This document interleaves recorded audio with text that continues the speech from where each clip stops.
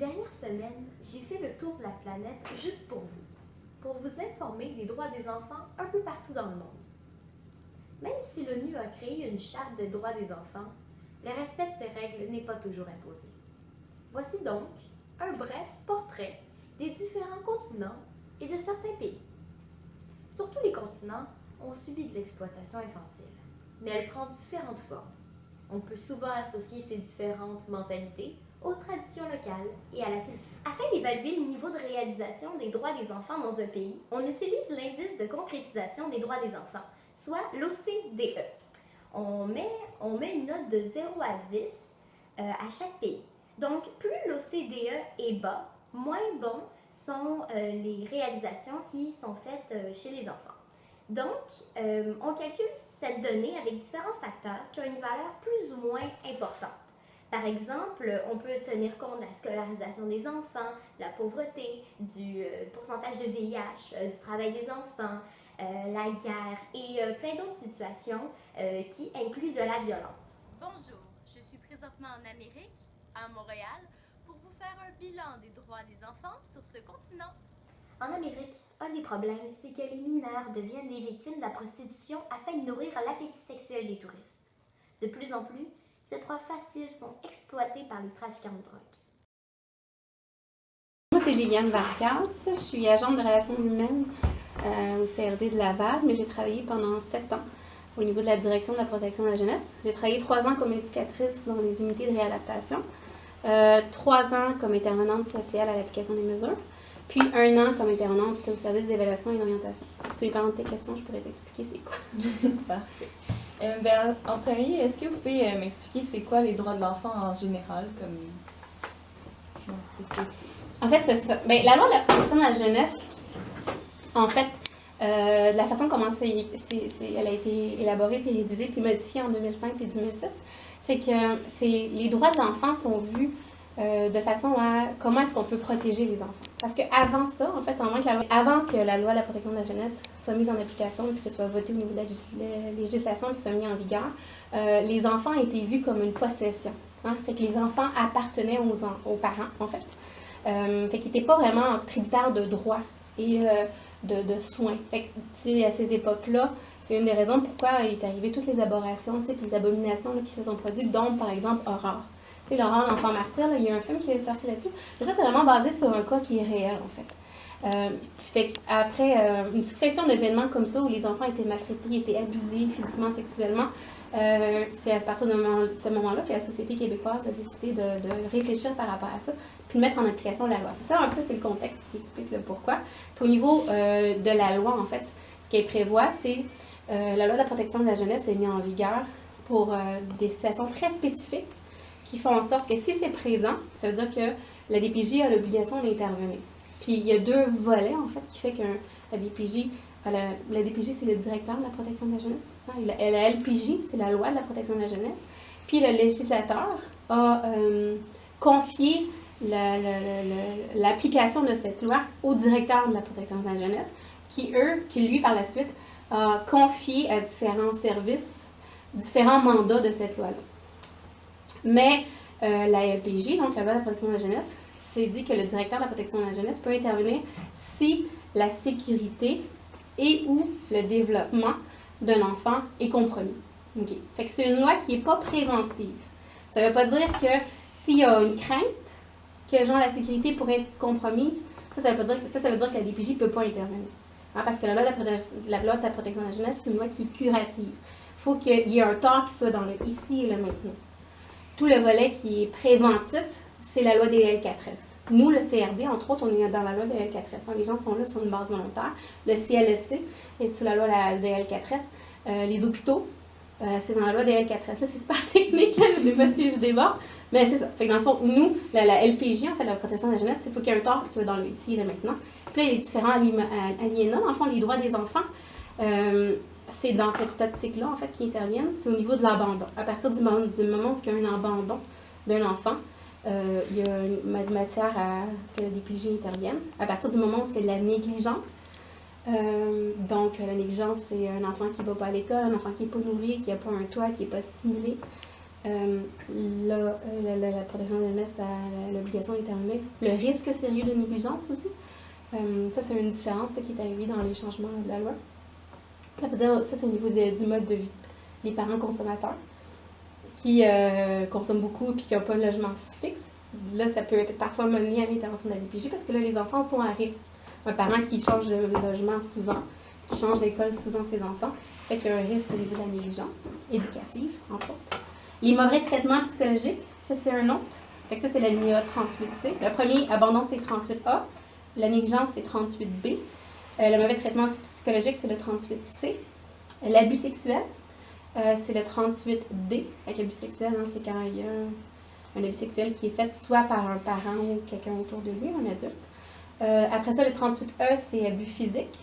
Et la 38F, c'est trouble du comportement. Fait que ça répond un peu? Parce que dans le fond, c'est quoi les droits des enfants? C'est pas tant une loi qui dit c'est quoi les droits, mais c'est une loi qui protège les enfants, en fait. Fait que c'est un peu ça. Parfait. Bonjour, ici Marie Grondin à l'aéroport de Montréal.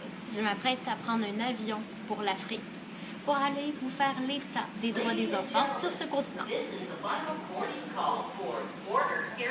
Parlons de l'Afrique. En Afrique, les parents vendent leurs enfants en échange de bétail. C'est normal puisqu'ils ont beaucoup de difficultés à se nourrir. Un bœuf équivaut à un enfant. Exploités comme domestiques, dans des plantations ou dans des mines, ces enfants n'ont pas accès à une éducation de base, ce qui créera un cercle vicieux. Le droit des enfants et la religion. Les enfants comme les adultes ont la liberté de choisir et de pratiquer leur religion. Par contre, c'est une notion qui est inégalée dans le monde, donc d'un pays à l'autre, la liberté de religion va différer. Bon, encore aujourd'hui, certaines communautés religieuses n'ont pas le droit de pratiquer leur foi. Donc, ce qui arrive, c'est que leurs enfants vont aller dans des écoles différentes des autres enfants. Donc, par manque d'éducation plus tard, ils vont devoir vivre à l'écart de la société et vont devenir des exclus. Donc, dans certains pays, des extrémistes religieux pratiquent une forte discrimination à l'égard des femmes et des jeunes filles. Donc, sous le régime taliban, par exemple, les jeunes filles n'avaient pas le droit d'aller à l'école. Donc, même si l'interdiction a été levée depuis peu, c'est toute une génération de jeunes filles qui n'ont pas pu aller à l'école. Donc, ils ne sont pas instruites, ils ne savent pas lire ni écrire. Puis aussi sur le régime taliban, les enfants n'avaient pas le droit de rire, de jouer dans la rue, de chanter et d'écouter de la musique. Donc, même si ça a été enlevé depuis peu, c'est des traditions qui perdurent à travers les années. Puis toujours encore, il y a beaucoup d'enfants, de jeunes filles et de femmes qui subissent de fortes législations discriminantes. Donc, certaines interprétations religieuses liées à ces traditions ancestrales peuvent mener à des violences sur les enfants, comme les mutilations sexuelles ou les mariages précoces.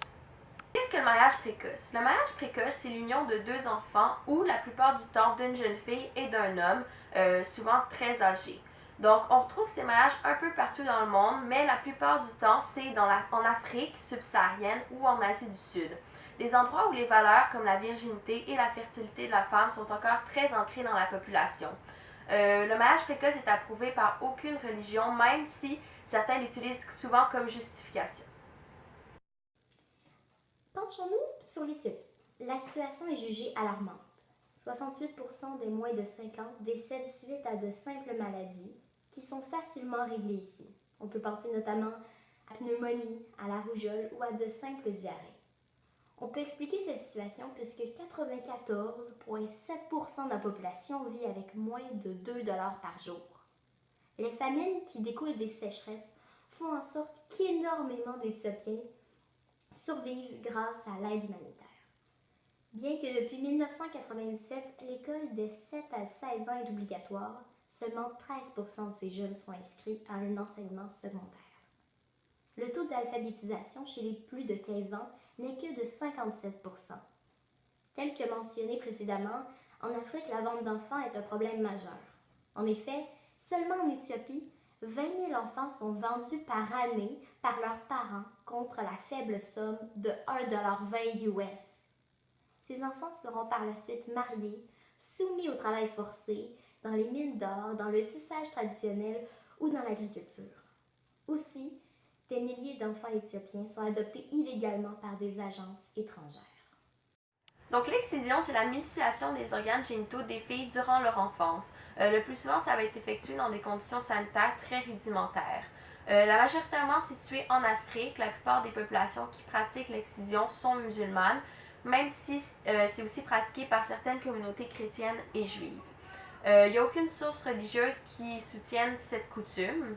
Bien sûr, c'est une tradition ancestrale, une des croyances populaires, d'autant plus que l'excision était pratiquée avant l'arrivée du catholicisme et de l'islam. Les conséquences de l'excision sont dramatiques. Les jeunes filles peuvent mourir suite à d'hémorragies, des infections, attraper le VIH ou le sida et subir de vives douleurs, autant physiques que psychologiques. En fait, la protection reste jusqu'à ce que l'enfant ait quel âge? En fait, c'est ça. La protection, c'est jusqu'à 18 ans. Fait que ça peut... Il y a des fois des avis alertes là, qui sont faits. Les avis alertes, c'est une maman consommatrice qui ne respecte pas son suivi, qui, quand elle va voir le médecin, est tout le temps en état de consommation. Mais il y a des fortes chances que le médecin contacte l'hôpital, puis à partir du moment où la mère accouche, il y a quelqu'un de la DPJ qui va venir évaluer. Fait que ça peut être le jour même de la naissance jusqu'à 18 ans. Ça, c'est l'obligation de la loi. Parfait. Comment était la vie à Haïti en tant qu'enfant? Et moi-même? Ouais, pour vous. Ah oui, je suis élevé dans une famille chrétienne, une famille catholique. Tout petit, j'étais aussi baptisé un mois et quelques jours après ma naissance. Okay. J'étais élevé dans la religion catholique. J'ai fait ma première communion, ma confirmation, et puis j'ai eu la vocation pour devenir prêtre. Prêtre, je le suis aujourd'hui. Donc j'ai eu une bonne formation chrétienne et académique. Et voilà, donc je suis ordonné prêtre et me voici ici avec vous pour vous servir. Merci. En fait, comment est-ce que vous intervenez auprès des enfants victimes du non-respect d'un droit ou... Comment ça procède, en fait, c'est qu'au début, il doit y avoir un signalement. Fait que là, je vais utiliser mon tableau. Ouais. Fait que, je vais dessiner ça, en fait, la séquence. Parce que, la DPJ puisse intervenir, il faut qu'elle soit informée qu'il y a quelque chose qui se produise. OK? Fait que ça, ce que ça veut dire, c'est que monsieur, madame, tout le monde peut signaler. Toi, tu peux signaler. Disons que tu vois ta voisine frapper son enfant dans le stationnement de la voiture, puis il revole, puis il saigne. Disons que tu vois ça souvent, mais tu peux appeler le DPJ de ton secteur, là, fait qu'à la base, c'est le 975-4000, t'appelles. Puis, la première personne qui va recevoir ton appel, c'est le RTS. Réception, traitement du signalement. Okay. Puis eux, leur job, c'est d'essayer de voir, dans ce que tu rapportes, est-ce qu'il y a des motifs de compromission dans les alinéas de la loi que je t'ai dit? Okay? C'est seulement restrictif à ça. S'il y a quelque chose qui est présent, mais que ce n'est pas dans les alinéas, fait que c'est pas abandon, c'est pas mauvais traitement psychologique, c'est pas abus physique, c'est pas abus sexuel, c'est pas négligence, c'est pas trouble de comportement, si c'est pas un de ces affaires-là, RTS, il va dire non. On ne peut pas intervenir dans cette situation-là, parce que la loi, dans le fond, elle dit quand et seulement quand ils peuvent intervenir. Mais en même temps, ça dit l'obligation. Fait que si tu aurais appelé, par exemple, tu vois souvent ton petit voisin se faire battre, il crie, puis il y a souvent des bleus, là, eux, ils vont dire oui. Okay. Mais si tu appelles, puis tu dis que ton petit voisin a des problèmes, je sais pas, au niveau de ses amis, puis il se fait souvent niaiser à l'école, ils vont dire non. Mais ils vont peut-être te dire d'en parler, par contre, à l'école. Ils vont peut-être dire à un adulte que c'est important d'essayer de voir s'il peut recevoir des services du CLSC. Tu comprends? Fait que ça, c'est la première porte. Après ça, une fois que c'est retenu, ça va au service qui s'appelle évaluation-orientation. Puis eux, leur job, c'est, en fonction du motif du signalement, en fait, ils doivent évaluer si c'est des faits qui sont fondés. Okay? Donc, tu dis que le petit voisin, ta voisine frappe son garçon. Bien, eux vont essayer de voir, est-ce que c'est vrai? Parce que des fois, on a des faux signalements. On a des gens qui se vengent des voisins, qui appellent, puis ils inventent des affaires, puis c'est pas réel. Fait qu'ils doivent évaluer si c'est des faits qui sont fondés. Si c'est des faits qui ne sont pas fondés, si c'est non, mais c'est fermé. Le dossier est fermé. Si c'est vrai, donc c'est des faits qui sont fondés, là, ils doivent évaluer est-ce que la sécurité et le développement ils sont compromis. où est-ce que la sécurité et le développement ne sont pas compromis. OK. Fait que dans l'exemple, tu vois la voisine frapper son petit voisin. Si c'est un accident, genre si genre elle a trébuché, puis elle a comme par accident elle est tombée dessus, puis s'est blessée, mais les faits sont fondés. C'est le petit garçon qui s'est blessé, mais la sécurité et le développement ne sont pas compromis parce que c'est pas une habitude éducative, c'est quelque chose qui est arrivé une fois. Si par exemple elle a vraiment giflé, puis elle fait ça souvent, puis il y a des marques sur son corps, mais là ça veut dire que les faits sont fondés, puis la sécurité et le développement, ça, sont compromis. Là après, ça c'est au niveau de l'évaluation. Après ça, il y a l'autre partie qui est orientation. L'orientation, c'est, ben oui, la DPJ doit être dans la vie de cette famille-là, mais de quelle façon? C'est quoi les mesures qui vont être mises en place? Fait que là, il y a deux types d'orientation qui peuvent être faites. Les mesures qui sont volontaires. Ça, c'est un engagement. C'est un document qui est quand même assez légal dans une optique où les deux parties, la famille et la DPJ, s'engagent sur comment ils vont travailler ensemble. Ça, c'est des mesures qui sont volontaires. Pour que les mesures soient volontaires, qu'on puisse avoir accès à ça, il faut que les parents, les deux parents, si les deux parents sont impliqués dans la vie des enfants, reconnaissent qu'il y a une compromission, reconnaissent que la sécurité et le développement sont compromis, puis reconnaissent les faits qui se sont produits. C'est à partir du moment où un des deux parents ne reconnaît pas, tu ne peux pas signer des mesures qui sont volontaires, parce que dans le fond, ils ne reconnaissent pas. Ils ne sont pas en accord à ce que la DPJ soit présente. Fait que s'ils ne sont pas volontaires, c'est des mesures qui sont judiciaires. Puis ce que ça veut dire, ça, c'est qu'il faut aller dans un tribunal de la jeunesse. Fait que ça, dans le fond, c'est devant un juge. Puis là, le juge va entendre les deux parties. Il va écouter l'intervenante de l'Éval qui va faire sa preuve. Puis il va écouter les parents qui, eux, vont faire leur preuve. Ils vont être représentés par un avocat. Souvent, c'est l'aide juridique. Puis à la fin, le juge va décider si oui ou non il y a de la compromission. Puis après ça, en fonction des recommandations de l'intervenant, il va décider les mesures. Fait que souvent, dans les ordonnances, le truc d'un juge, c'est ordonne un suivi social de 1 an aux jeunes et à la famille, ordonne que les parents collaborent avec la protection de la jeunesse, recommande fortement à ce que le parent qui consomme, par exemple, maintienne un suivi au CRD, ce genre de trucs. Fait que, puis dans le fond, il statue dans le temps. Fait que c'est comme ça que la DPJ est terminée. Est-ce que j'ai répondu à ta question? Je me suis... Ouais, fait que c'est bon. Et, puis après ça, en fait, une fois que ça c'est comblé, puis que ça c'est décidé, que ce soit les mesures volontaires ou judiciaires, ça va au service qui s'appelle SAM, qui est le service d'application des mesures. Puis le nom le dit, hein, application des mesures. Que ce soit des mesures volontaires ou judiciaires, la job de ce service-là, c'est d'appliquer les mesures. Fait que, indépendamment de ce qui a été décidé, que ce soit devant un juge ou de façon volontaire, il va s'assurer que ces mesures-là sont respectées. Puis, le dossier se ferme à partir du moment où la sécurité et le développement de l'enfant est plus compromis. C'est comme ça que, dans le fond, les dossiers ferment. C'est bon?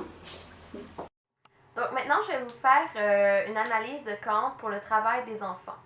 Donc, premièrement, on a le plaisir et la douleur n'ont rien à voir avec la moralité.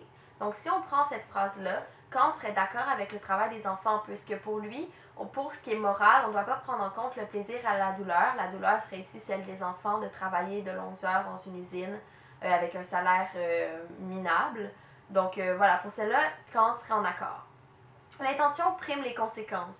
Donc l'intention qui est ici de faire du profit, donc les grosses compagnies vont faire travailler les enfants pendant des heures en les sous-payant pour faire du profit sur leur dos.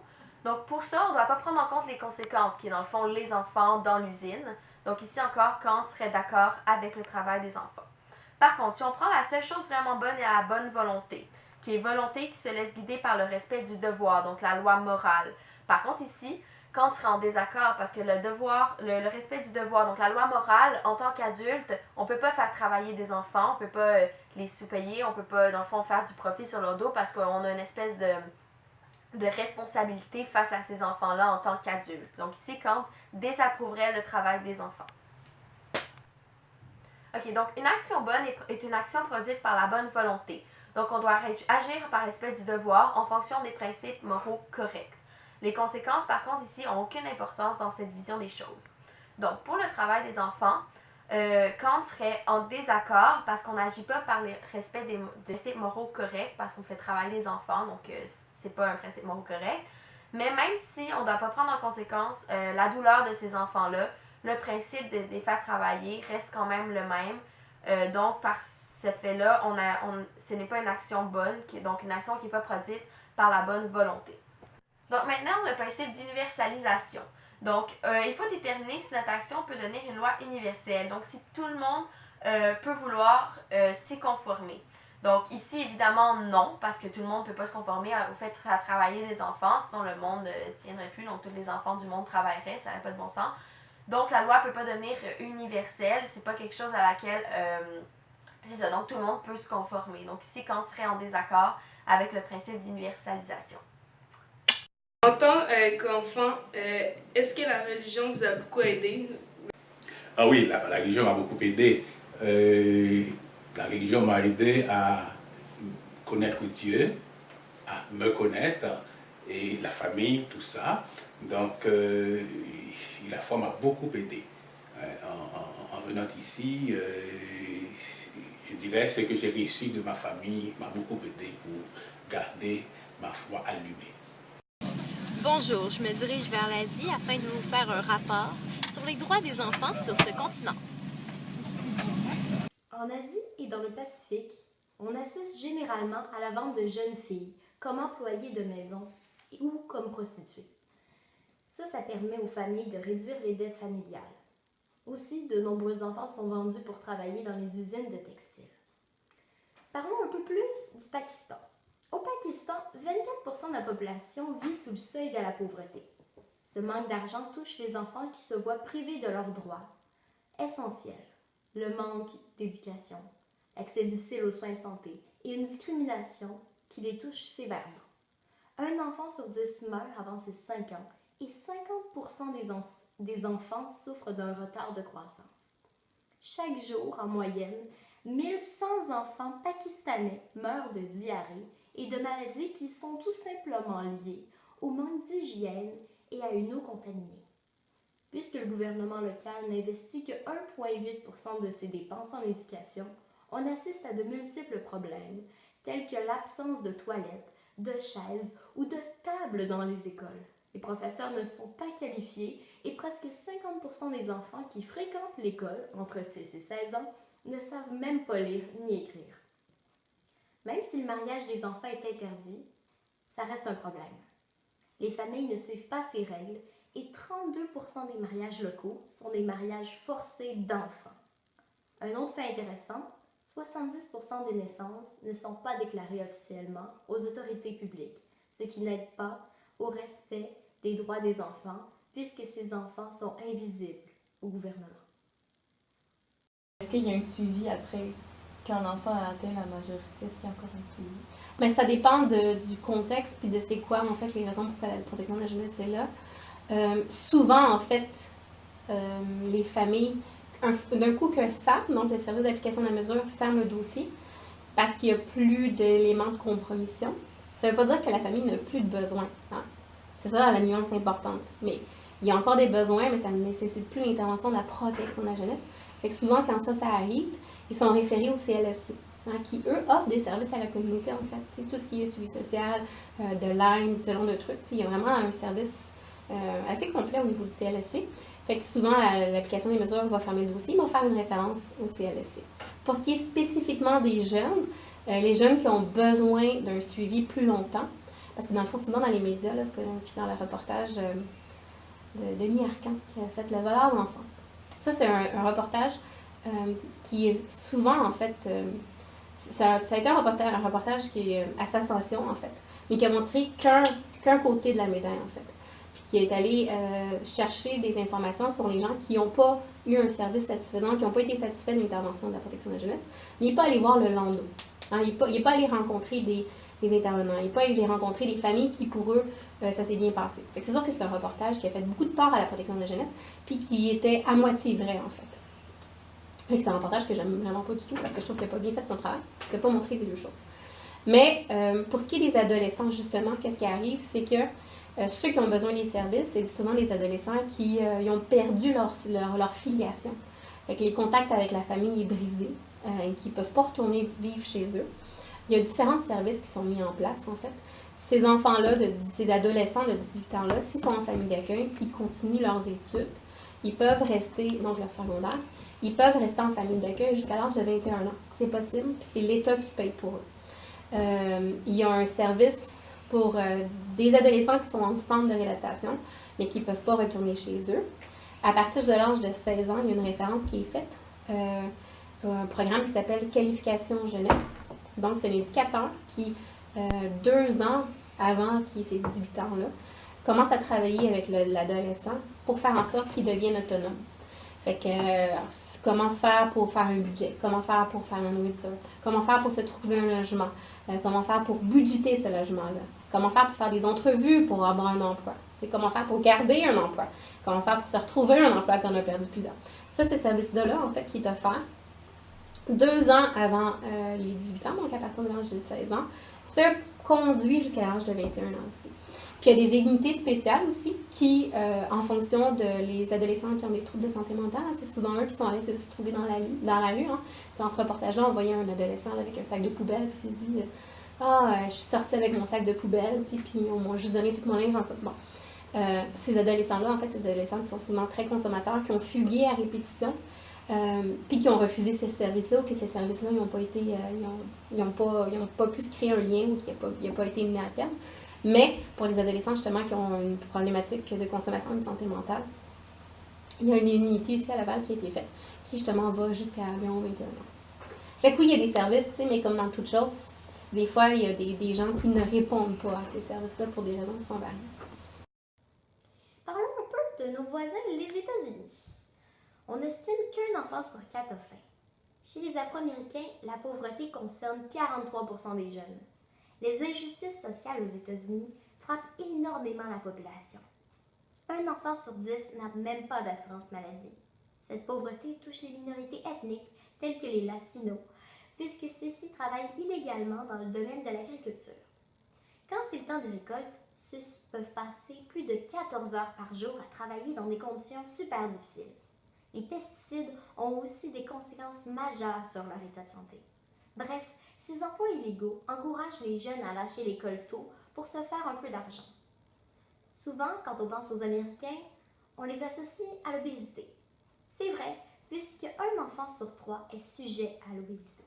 Paradoxalement, 45% de ces jeunes viennent de milieux défavorisés, parce que ceux-ci n'ont pas accès à de saines habitudes alimentaires et à une éducation appropriée. La peine de mort est légale dans certains États, et en 2009, Human Rights Watch a dénombré 2500 détenus mineurs condamnés à la prison à perpétuité. Les États-Unis sont le seul pays à admettre publiquement cette pratique. L'utilisation d'enfants soldats contrevient aussi au protocole facultatif à la CIDE concernant l'implication des enfants dans les conflits armés, et c'est sans compter les sanctions prévues par le Child Soldiers Prevention Act voté en 2008. Aussi, les enfants soldats étrangers qui ont été capturés et qui sont détenus aux États-Unis, tels qu'à Guantanamo, sont jugés très sévèrement et le gouvernement ne fait rien pour arrêter tout ça. Ils sont jugés comme des adultes et ces terroristes sont très sévèrement punis. Finalement, les États-Unis qui prônent la liberté, la recherche du bonheur, sont-ils vraiment authentiques? Comment voyez-vous les enfants dans le catholicisme? Ok. Ben, ici, qu'est-ce qu'on remarque? La pratique de la foi diminue considérablement. Et bon nombre d'enfants ne sont pas baptisés, bon nombre d'enfants n'ont pas fait leur première communion, ne sont pas confirmés. Ici, dans notre paroisse, nous avons quand même une vingtaine d'enfants, une trentaine, qui se préparent à la première communion. C'est déjà important. Et en Haïti, le nombre d'enfants à faire leur première communion, à être baptisés, est plus élevé. Okay. Ouais, donc la foi est plus dense en Haïti qu'ici. Et c'est dans quel cas que les enfants vont être retirés de leur famille? Ça, c'est une question qui est large, en fait. Parce que tous les motifs que je t'ai dit, en fait, tous les motifs là, de l'alinéa de la loi, sont des motifs qui peuvent amener à un retrait de l'enfant. Puis, ce qui va faire qu'un enfant est retiré de son milieu, c'est si sa sécurité et son développement sont compromis. Fait que ça implique quand même un événement qui est vraiment majeur. Ça implique des parents qui ne reconnaissent pas peut-être, ou des parents qui continuent à avoir des comportements qui fait que l'enfant ou l'adolescent, hein, parce que ça peut aller de 0 jusqu'à 18 ans moins un jour, en fait, que l'enfant, en fait, est en danger. Fait que c'est ça. Mais c'est souvent une intervention de dernier recours. Fait qu'avant d'arriver à là, il y a souvent beaucoup d'interventions qui sont faites. Fait que dans le fond, le service d'application des mesures, en fait, grosso modo, c'est des intervenants sociaux, des travailleurs sociaux. Ils n'ont peut-être pas ce titre-là, mais ils ont cette fonction-là. Fait que des fois, ça peut être des travailleurs sociaux, des fois, ça peut être des psychoéducateurs, ça peut être des criminologues, ça peut être... Les formations sont variées. Mais dans leur tâche et dans leur fonction, c'est similaire aux TS, en fait, aux travailleurs sociaux. Fait qu'ils font des rencontres avec les familles, puis essayent d'adresser c'est quoi les enjeux, puis essayent de faire en sorte que ça aille mieux à la maison. Mais quand ça, c'est pas suffisant, ou quand il arrive une crise, puis qu'il y a la violence conjugale, puis que les enfants sont témoins, ou ce genre de trucs, là, des fois, ça peut amener à un hébergement. Puis il y a différents types d'hébergement. Je ne sais pas si c'est dans une de tes questions ou... Bon, oui, mais OK, c'est ça. Il y a différents types d'hébergement, en fait. Avant de placer un enfant dans un centre de réadaptation, avant, on va essayer de voir, puis ça, c'est marqué dans la loi, en fait, il y a une obligation d'essayer de voir est-ce que l'enfant peut rester dans son réseau. Fait qu'est-ce qu'il peut aller dans un oncle, une tante, un grand-parent, une grand-mère, ou quelqu'un de significatif. Supposons que la meilleure amie de la maman est vraiment impliquée, là, puis c'est quelqu'un que l'enfant connaît, puis qui se sent bien, puis qui l'aime, puis qui est aimé de cette personne-là. Mais avant, on va essayer d'héberger cet enfant-là autour du réseau. Hein, puis l'idée, c'est d'essayer d'éviter le moins possible, là, de le déraciner, puis de faire vivre le 3 mois qu'il est quand même un hébergement. Si ça, c'est pas possible, pour X raisons, ou la famille est isolée, ou il y a trop de conflits entre... parce que disons qu'on veut placer l'enfant chez la grand-mère, mais qu'il y a beaucoup de conflits entre la mère et la grand-mère, mais ça se peut qu'on ne le place pas. Parce que là, il y a risque de disqualification de part et d'autre, et que l'enfant va être dans un conflit de loyauté, en fait. Fait que dans ce cas-là, la ressource la moins déstabilisante, c'est en famille d'accueil. Les familles d'accueil, c'est monsieur, madame, tout le monde, là, dans la communauté. Fait que ça garde l'enfant dans un certain degré de normalité, hein. Il est quand même chez des étrangers, mais au moins, il est comme dans une maison. Fait qu'ils peuvent garder un point, les points de repère. Puis dans la mesure du possible, on essaie de voir s'il peut aller dans la même école, mais là, ça dépend de où vit la famille d'accueil. Fait que ça, c'est le milieu d'hébergement le plus normalisant, en fait. Après ça, il y a les foyers de groupe. Fait que ça, c'est dans une maison, dans la communauté, où il y a environ de 7 à 8 enfants qui sont placés, qui sont hébergés dans cette maison-là. Puis, il y a toujours des intervenants. Fait qu'il y a environ, par foyer de groupe, il y a peut-être 7 intervenants. Fait que là, ils se divisent, mais il y a toujours en présence le matin et le soir, il y a toujours un intervenant. Puis après ça, il y a des surveillants de nuit. Puis les enfants, en fait, ils ont un suivi qui se fait, mais ils habitent quand même dans une formule de type maison. Si ça, c'est pas possible, qu'est-ce qui fait que c'est pas possible? C'est au niveau de la dynamique des jeunes ou des enfants. Parce que les jeunes ou des enfants qui réagissent beaucoup d'être en famille d'accueil et vivent trop de conflits de loyauté entre cette famille d'accueil-là et leurs parents. Puis, de façon indirecte, ils se disent, puis c'est inconscient, mais ils disent, si j'agis bien puis je me comporte bien avec cette famille d'accueil-là, mais c'est comme si je disais que mes parents, c'était des mauvais parents. C'est inconscient, mais c'est un peu ça, là, les motifs là, dans les conflits de loyauté. Et ça fait qu'ils se deviennent turbulents, ils font des crises. Et que là, oups, ils vont peut-être aller en foyer de groupe. Si la même chose se produit encore, des crises, des fugues, des consommations, ils vont pas à l'école, ce genre de trucs. Après ça, ils vont aller en centre de réadaptation, qui sont situés ici, en fait, les 2 unités. Fait que NDL et quartier sont séparés. Hein, les familles d'accueil puis foyer de groupe, ils peuvent être mixtes. Dans les unités de vie, dans les centres de réadaptation, là, c'est vraiment les garçons avec les garçons, les filles avec les filles. Puis encore là, il y a des degrés d'intensité. Il y a l'encadrement régulier qui continue à aller à l'école, à l'extérieur, puis qui ont quand même beaucoup de sorties. Dans l'encadrement dynamique qui vont à l'école à l'intérieur, qui ont un peu moins de sorties, tout dépendant de comment ça va. Puis tu as l'encadrement dynamique, intensif. Dynamique, après ça, il y a intensif. Puis eux, c'est des périodes de juste de 1 mois. Puis ils n'ont pas de sortie, ils restent dans des unités en fait très sécuritaires. Puis ça, c'est les jeunes qui sont très à risque de fuguer, de consommer, de faire la prostitution, ce genre de choses. OK. Puis est-ce que les droits des enfants sont spécifiques au Québec ou c'est comme ça partout dans le Canada? Non, le Canada aussi a une autre loi qui est similaire à la loi de la protection de la jeunesse, Mais c'est The Youth Protection Law, je pense que ça s'appelle. Là, au niveau des critères, là, c'est vraiment spécifique à eux, mais c'est quelque chose qui est présent aussi au Canada. C'est quelque chose qui n'est pas international, par contre. Les États-Unis ont quelque chose de très similaire à la protection de la jeunesse, mais il y a d'autres pays, en fait, que les enfants n'ont pas de droits. Beaucoup dans les pays qui sont sous-développés, en fait. Même la France, je ne suis pas certaine s'ils ont une loi comme telle. Je sais qu'il y a un service d'intervention, mais je ne suis pas certaine que c'est connu comme étant la loi de la protection de la jeunesse. Fait qu'il y a des différentes régions, en fait, qui n'en ont pas du tout. C'est clair que tout ce qui est dans les pays sous-développés, il n'y en a pas de loi comme ça. Puis après ça, dans tous les pays qui sont peut-être arabes ou musulmans, je pense qu'il n'y en a pas non plus. Puis au niveau de l'Europe, ça serait de voir. La France, je crois qu'ils ont quand même une intervention comme telle, mais ils n'ont pas une loi en tant que telle. Et tout ce qui est Italie, Espagne, je pense que non plus. Fait que c'est quelque chose qui n'est pas universel. Mais au Canada, oui. Bonjour, je suis présentement en Italie pour vous faire un compte-rendu des droits des enfants en Europe. On voit souvent le continent européen comme un endroit où il fait bon de vivre, où on est bien, où les droits sont respectés. C'est vrai, mais on idéalise un peu ça. Parce qu'en Europe, un des graves problèmes, c'est la prostitution qui affecte les mineurs. Par exemple, on peut parler un peu de l'Allemagne. Bien que son OCDE est assez bon, c'est pas sans faille. On estime que 2,6 millions des jeunes, soit un enfant sur 6 en Allemagne, vit dans une famille à faible revenu. Et selon des statistiques, quand on vient d'une famille à revenu plus faible, on a 3 fois plus de chances d'avoir des difficultés d'apprentissage en lecture et en écriture. Aussi, on compte que chaque année, 150 000 enfants sont victimes de maltraitance et 20 000 d'abus sexuels en Allemagne. L'UNICEF estime aussi que chaque semaine, 2 Allemands meurent à cause de violences ou de négligence. L'Allemagne est aussi un marché important pour la pornographie et la prostitution juvénile. Finalement, est-ce que l'Allemagne, c'est vraiment un système parfait? Continuons avec l'Europe. On considère que le Kosovo est l'un des pays les plus pauvres d'Europe. Par exemple, 30% de la population vit sous le seuil de la pauvreté. Leur salaire équivaut à 1,25 $ par jour.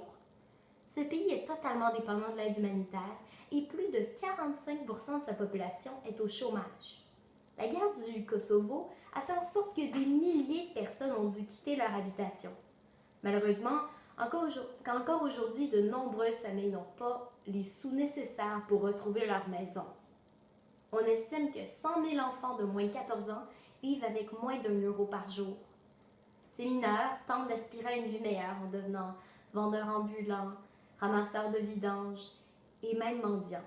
Leur santé, leur sécurité et leur éducation ne sont pas assurées du tout. 36% de la population n'a pas accès à l'eau potable. Vous comprendrez donc que l'éducation n'est pas une priorité. Actuellement, le sexisme quant à l'éducation, pour ceux qui en ont accès, se fait sentir, puisque seulement 70% des filles ont accès au secondaire, tandis que c'est 95% chez les garçons.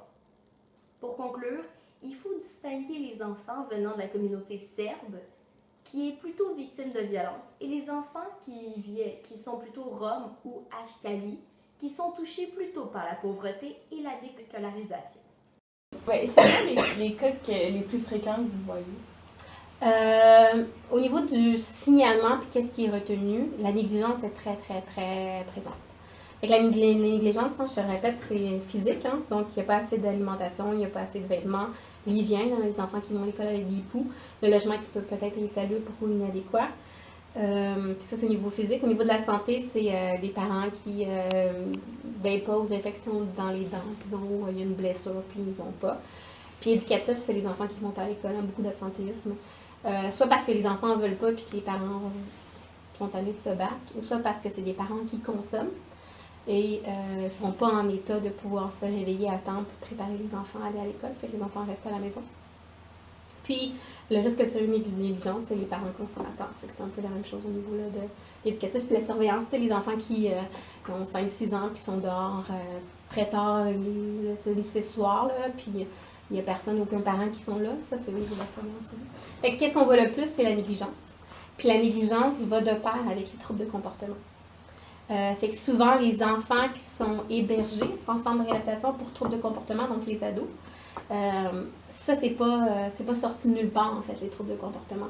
Fait que souvent, quand on remonte, qu'on fait l'histoire familiale, mais il y a souvent eu en fait de la négligence. Fait que ces deux-là vont de pair un peu. Puis par la suite, il y a abus physique, un peu sexuel, abandon puis mauvais traitement psychologique, c'est quelque chose qui sont présents, mais qui sont plus difficiles à démontrer en fait. C'est le rejet psychologique, le rejet affectif, c'est quelque chose qui est plus difficile à faire la preuve. Mais c'est quelque chose qui est quand même présent, là, puis puisque les alinéas sont là, c'est quelque chose qui est quand même là. Fait que c'est ça. Le plus présent, c'est négligence. Après ça serait trouble de comportement, les choses qui vont vraiment de pair. Abus physique, abus sexuel. Donc, la religion est très importante dans de nombreuses sociétés. Donc, elle va permettre aux enfants d'apprendre des règles de morale, de répondre à leurs questions, de situer la place de l'homme sur Terre et les relations entre les personnes. Donc, toutes les grandes religions ont des idéaux de sagesse, de solidarité, de justice entre les individus et d'aimer son prochain. Donc, ces valeurs vont être transmises à tous les enfants à travers leur famille, la société ou l'école. Aussi, de nombreuses institutions religieuses vont financer l'éducation des enfants dans des pays plus défavorisés. La plupart des États du monde se sont engagés entre eux à faire respecter le droit de l'enfant à la liberté de conscience, de pensée et de religion. Par contre, ces États s'engagent également à accorder aux parents le droit et le devoir de guider leur enfant dans l'exercice de cette liberté. Autrement dit, même si l'enfant jouit d'une liberté de religion, ses parents conservent malgré tout une certaine autorité en la matière. Un enfant qui ne partage pas les croyances de ses parents peut-il lui-même choisir sa religion? Donc, la liberté de religion protège autant la croyance que la non-croyance, mais elle n'interdit pas aux parents de faire baptiser leur enfant dès la naissance ou de les faire participer à un pèlerinage. Donc, dans le cas qui nous intéresse, la liberté de religion n'enlève pas aux parents d'élever leur enfant dans la religion, par exemple, ici catholique. Comment voyez-vous dans la religion catholique le fait de baptiser l'enfant dès la naissance? Bien, dans l'Église catholique, on ne baptise pas seulement les enfants, on baptise également les jeunes, les adultes, on baptise tout le monde. L'enfant est tellement précieux pour nous dans l'Église catholique, il est accueilli à sa naissance et cet accueil se fait par le baptême. Et c'est là que l'enfant est reconnu fils de Dieu, fille de Dieu. L'enfant est en relation avec le Christ, s'est uni au Christ et aux autres baptisés déjà. Et ensuite, l'Église prend appui sur la foi de ses parents. Et la famille, c'est comme une église domestique. Alors l'Église prend appui sur la foi des parents, la foi du parrain, de la marraine, pour baptiser les enfants. Donc, les enfants sont extrêmement importants pour nous, ils ont du prix aux yeux de l'Église, puisque le Christ nous les présente comme nos modèles pour entrer dans le royaume de Dieu. D'accord. Puis à partir de quel âge l'enfant a le droit de participer aux décisions? Légalement, c'est à partir de l'âge de 14 ans. Mais souvent, à partir de l'âge de 12 ans, en fait, ils peuvent déjà participer aux rencontres de table de révision puis de table d'orientation. Et ça, ce que ça veut dire, là, l'orientation, c'est quand il faut décider du type d'encadrement, du milieu de vie. Et quand un adolescent est en famille d'accueil, mais il y a des comportements qui sont à risque et qu'on considère qu'il faut peut-être le déplacer dans un foyer de groupe, puis que l'enfant a 12, 13, 14 ans, mais souvent, on va l'inviter. On va l'éviter à discuter puis à dire son mot, tu sais, puis s'il veut prendre des engagements qui vont faire en sorte que son hébergement peut rester en famille d'accueil, mais il participe aussi. Puis la même chose pour ceux qui sont en foyer de groupe pour aller en centre de réadaptation, puis la même chose de centre de réadaptation dans les différents degrés. Puis l'inverse aussi. Quelqu'un qui est en centre de réadaptation, dans des unités de vie, genre en dynamique, mais il peut descendre en régulier, il peut descendre en foyer de groupe, puis il peut descendre en famille d'accueil. Fait que l'hébergement est toujours révisé en fonction de est-ce qu'il s'améliore ou est-ce qu'il s'empire? Fait que ça se fait. Puis au niveau des tables de revision, ça c'est ceux qui sont en milieu familial. Puis même en fait ceux qui sont en table qui sont hébergés. Puis ça c'est pour réviser les mesures. Les mesures que je te disais, hein, ça, que ce soit volontaire ou judiciaire. Mais ça, tout dépendant de l'âge de l'enfant, là, cette technique-là, je n'entrerai pas là-dedans, mais tout dépendant de l'âge, la loi statue qu'il faut réviser soit à tous les 6 mois ou à toutes les années. Puis si on a l'impression que la DPJ, il faut qu'il reste plus longtemps, 2 mois avant la fin de la mesure, il y a une table de révision qui se fait. Et à partir de 12 ans, les adolescents peuvent participer.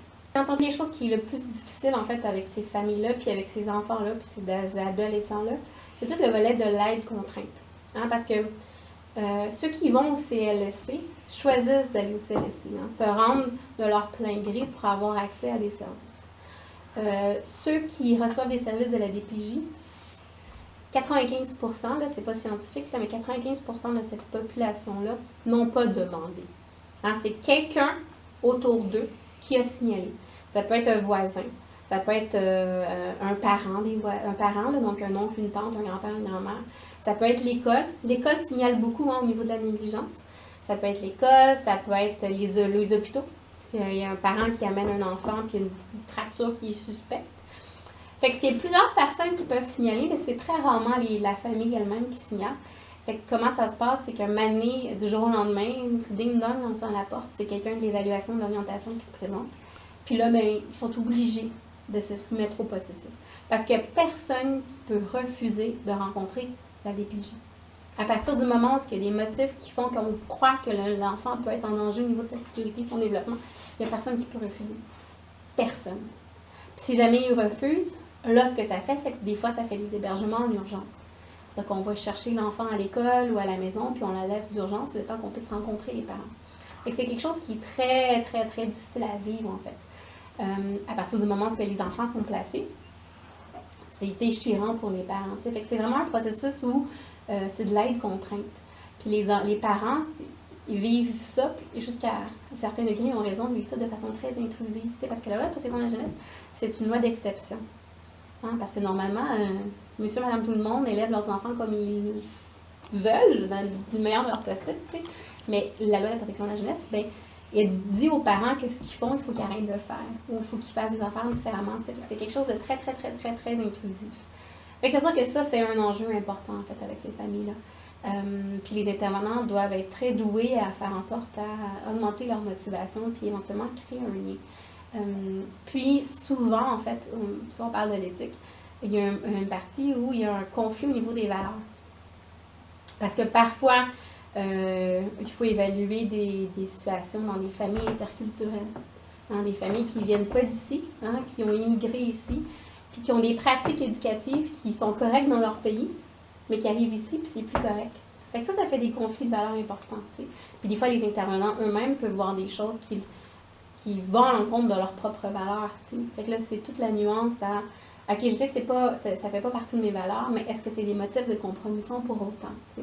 Fait que même comme intervenant, des fois, on est confronté à avoir des choses qui sont vraiment super difficiles. Il faut être capable de départager. Est-ce que là, il y a quelque chose qui est dans mes propres valeurs, en fait, puis je réagis au fait que ce qui se passe va à l'encontre de mes valeurs? Puis si oui, OK, mais est-ce que ça fait en sorte quand même que la situation est compromise ou pas? Fait que c'est vraiment une gymnastique qui est difficile. Puis, parfois aussi, même, les familles peuvent réagir à l'intervenant. Fait que disons qu'on a des familles immigrantes, mais ils réagissent au fait que c'est des Blancs qui viennent venir et qui enlèvent leurs enfants. Mais à l'inverse, si c'est des familles québécoises, ils peuvent réagir que ce soit une latine qui vienne et qui enlève les enfants. Fait que c'est quelque chose qui est très complexe, en fait, qui est très ardu. En fait, qu'est-ce qu'ils regardent? C'est la nature, la gravité, la chronicité et la fréquence des faits signalés. Hein, je te dis l'exemple, est-ce que c'est une fois ou est-ce que c'est un accident? L'âge de l'enfant aussi. Un adolescent qui est secoué par sa mère va probablement pas être retenu. C'est la première fois que ça arrive. Un bébé qui est secoué va faire en sorte qu'ils vont venir tout de suite. Parce qu'un bébé secoué peut soit le tuer ou créer des dommages au niveau du cerveau qui sont super importants. Fait qu'il y a ça qui est évalué. L'âge et les caractéristiques personnelles de l'enfant. Un adolescent secoué, un adolescent mais qui a un retard intellectuel ou qui a un trouble du spectre de l'autisme ou qui a une trisomie, là oui, parce que lui, il ne peut pas se protéger. C'est un peu au niveau des caractéristiques. Il y a la capacité et les volontés de l'enfant et des parents de mettre fin, fait que c'est au niveau de la reconnaissance. Si les parents sont comme « je suis débordée, je suis à bout, je ne sais plus quoi faire, venez m'aider », ça c'est une chose. Mais s'ils nient tout, ça c'est une autre. Puis les ressources du milieu. Plus les familles sont isolées, moins qu'ils demandent de l'aide, et plus qu'eux ont besoin d'aide aussi. Fait que ça, c'est des trucs au niveau des valeurs. Même si la liberté de religion accorde en principe aux parents le droit d'élever leur enfant dans une éducation morale et religieuse propre à leurs convictions, la liberté de religion prévoit aussi que l'enfant pourra choisir sa religion lorsqu'il sera en mesure de le faire. Ainsi, il pourra s'opposer qu'on le force aux pratiques religieuses de ses parents, choisir sa propre religion et adopter ses propres pratiques religieuses, car lui aussi jouit de la liberté de religion. Quels sont les droits des enfants que les enfants bénéficient dans la religion? Eh bien, les enfants ont droit à la connaissance de Dieu, de Jésus-Christ. Donc, ils sont catéchisés, au moment opportun, ils font leur première communion, ils sont confirmés, ils sont membres de l'Église à part entière. Donc, tout comme ils ont droit à la vie vient de Dieu. Alors, voilà, ils ont tous leurs droits dans l'Église. Donc, au Québec, la loi ne fixe pas d'âge minimum à laquelle un enfant peut consentir ou non d'appartenir ou non à une religion. Donc, tout va dépendre du contexte, des circonstances, la maturité de l'enfant, du vouloir ou non des parents, etc. Maintenant, nous partons pour l'Océanie pour voir comment ça se passe pour les enfants là-bas. Parlons de Nouvelle-Zélande. En Nouvelle-Zélande, le taux de maltraitance est particulièrement élevé. Il serait de 4 à 6 fois plus élevé qu'en Norvège, par exemple. Les minorités ethniques du Pacifique sont victimes de discrimination. On peut penser notamment aux Maoris. Déracinées et détruites, ces familles culturelles deviennent pauvres et violentes.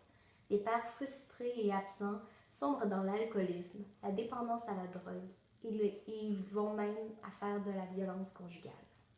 La Nouvelle-Zélande connaît l'un des taux d'infanticide les plus élevés des pays développés. Merci beaucoup. Un plaisir, Ryan. Ça serait tout, en fait. Mais en fait, j'avais comme plein d'autres choses, là, mais je pense que pour ton exercice, ça doit faire le tour. Ouais, c'est bon. Merci. Youhou.